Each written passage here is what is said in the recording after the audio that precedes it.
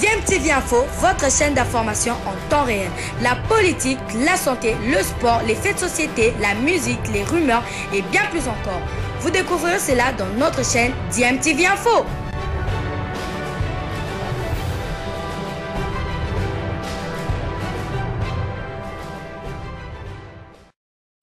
Vous êtes sur DMTV, bonjour, c'est toujours un plaisir pour nous de vous savoir nombreux en train de suivre votre chaîne YouTube DMTV.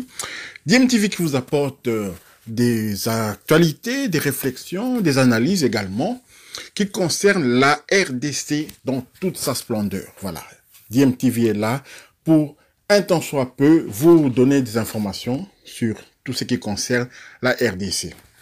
Alors, aujourd'hui, on va faire une petite analyse sur ce qui se passe au ministère des Affaires étrangères en RDC.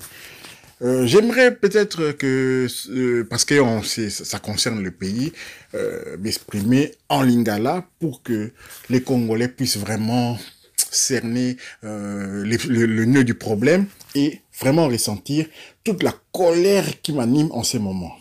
Voilà, Bandeko.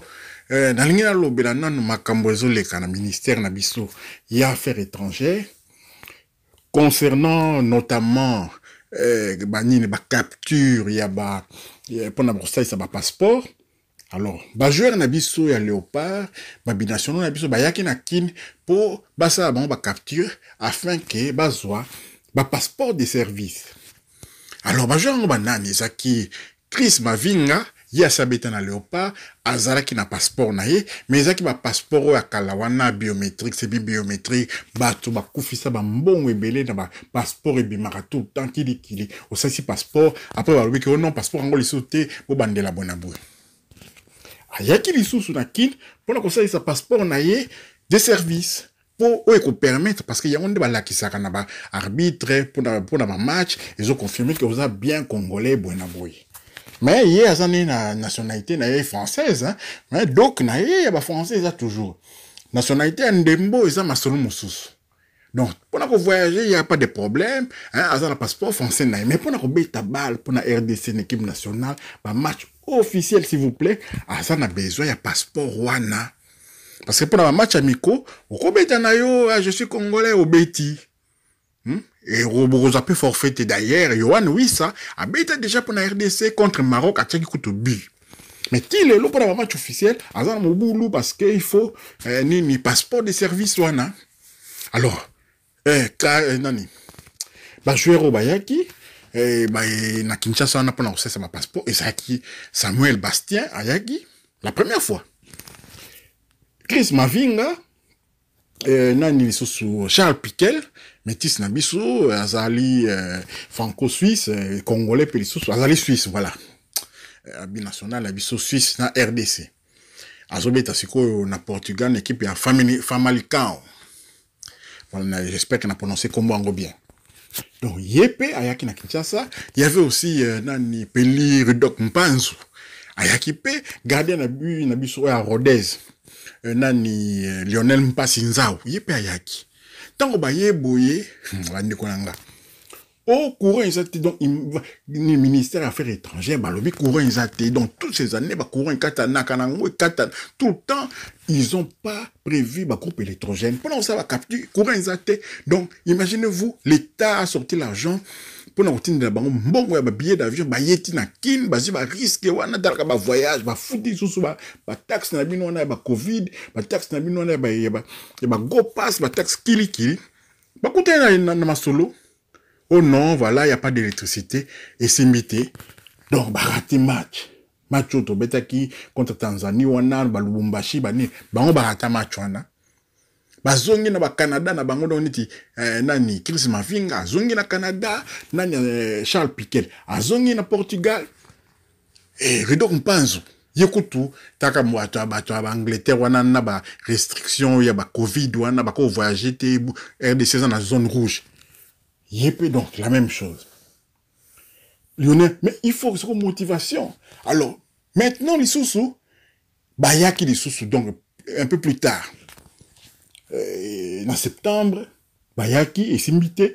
Octobre, il faut bayer en octobre, boy, pendant ma solaire octobre. Oh, voilà, courant ils ont sauté. Vraiment. Courant qui ressources.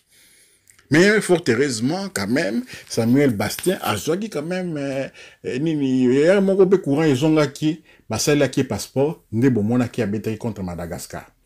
Et ils allaient passer. Mais si qu'on a une laxabine, c'est qui est encore plus, bololo dans l'histoire. Ministère, présentant, bonjour, ministère des Affaires étrangères, ils ont qui portent au président, ils ont là qui sa miroir, il y a Mboka, hein, le ministère des Affaires étrangères, Makamba étranger. Et c'est un coup tout, oyo, batu, bapaya, bako, ya, babouena, bo.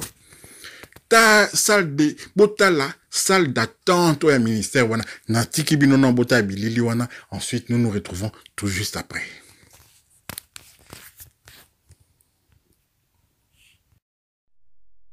Chose grave aux affaires étrangères, salon VIP pour capturer tout ce qui est officiel. Vous pouvez regarder, ça c'est un salon VIP. C'est là où on reçoit.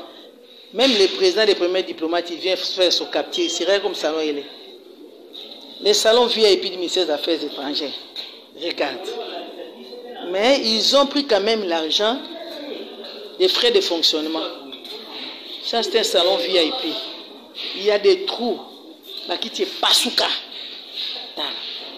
Salon VIP à ministère des Affaires étrangères, bah, ça la capture.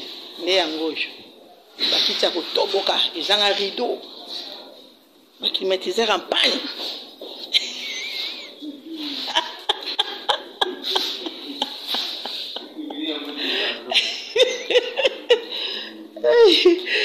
Salon VIP bah, qui te Toboka. Car ma kele sur ma Monica. Bapaya baye boko tate mais basala ngwe toboka mais bazora frais de fonctionnement ta la ba kite toboka ba kite zika on dirait bataki nzungu loso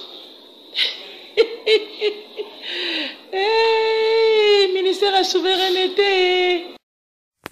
Voilà, c'est triste hein, binomo bomoni. Bon, moni ba réalité mutu mais c'est moi si une dame qui visiter le ministère des Affaires étrangères. À mon salon, on a non, VIP, donc VIP. C'est quoi, imaginez, oh, il y a monsieur tout le monde, hein, salle d'attente, il y a monsieur lambda, ils ont on est qui VIP, donc, nettement, patron, ministre, il y a mboka msou, so baye, dans la salle d'attente, j'imagine, c'est quoi, peut-être, salle d'attente, aéroport, il y a déjà aéroport, on a sauté la forme, on dirait station service, on dirait, ce qu'on a parking, il y a supermarché, na Allemagne, na Belgique, tout ça, Aldi ou bien Lidl. Aux hommes, on a forme là, on les ressemble dans le supermarché. Bah, combien aéroport dit ah, mais ça sonne, pour la moka. Toujours, bah, taxes, ils ont foutu, bah, aéroport, wana. Mais toujours, on a, mis ça là, bah, taxes, on les ont servirté. Toujours, on a ngoté. Bah, dépenses, on sous ils ont ça, mawana, consomme, là, bah, ministre, ceux qui, bah, député, bah, jeep, y a danger, bah, comment ça, bah, salaire, bah, nini. Mais, ministère, ici, ministre, ça, là, salle d'attente, dango, mawatro. Au courant zate, na gombe courant zate. Combien, Mobutu, bon, voilà, Mobutu 32 ans, Mobutu pendant 32 ans, rien. Entre-temps, pendant 32 ans, tous en stade de martyrs, tous en a immeuble, tous commission au hôtel du fleuve, c'est Mobutu qui a construit ça. Voilà, c'est un autre débat. Mais, donc, a tiqué la bise au courant. Mobutu a tiqué au courant. Maintenant, après Mobutu, AFDEL est libéré, biso soi-disant, l'esclavagisme, tout ça qui n'a pas AFDEL est sali combien d'années. Hein? Les Kabila, aïe, 18 ans les sous. C'est quoi, yo? Tout ça n'a fati. Hein? Tout ça n'a fati béton. Il peut aïe. Et voilà, fati béton aïe. Depuis payé, toujours les mêmes courants, tout ça, tout. Bah, courant, ils ont été, bah, foulou, bah, nini. Par-ci, par-là, bah, foulou. J'ai baillé, mango, ton bagage, aza, orgueillé, azo, seka, kinchasa, buenabo. On le tombe, que non, les gars a raison. Quand ça, le banon, ils ont qui vérité. Non, par-ci, par-là, bah, foulou, par-ci, par-là, bah, wenze, par-ci, talakuna, bah, kangi, moto. Ils ont continué, tilelo. Donc, ils ont les Camboté, Mobutu, Kabila les pères, Kabila les fils, Fati, mais ils ont constaté les courants, ils ont kakati, tina ba ministère, tina Gombe, courant, tina Gombe. Mais c'est quoi cette affaire? C'est quoi cette affaire? Ministère a beau, bah, qui peut donc, qui te bête là, la nègre mogo, qui, bah, qu'on tient même pas que, dans ma corps de garde, y a ministère, moussous, n'a pas mboka sérieux. Attends, moi, bah, salle d'attente, y a nini, y a Albanie, boité. Toko boité.